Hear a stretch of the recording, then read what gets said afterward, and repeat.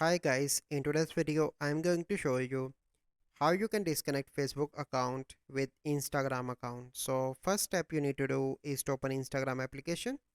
Click on your profile picture and click on three bars on the top right, and here you need to click on account center, and once you are here you simply need to click here.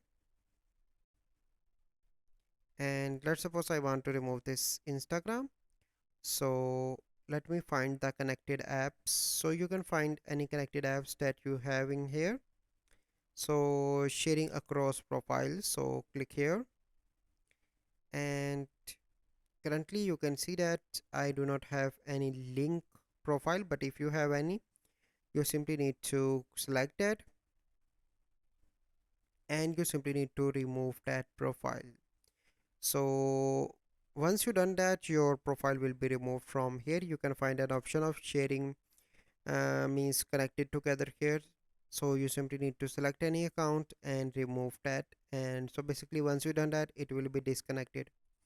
So this is a process that you need to follow. I hope you like this video. Thank you.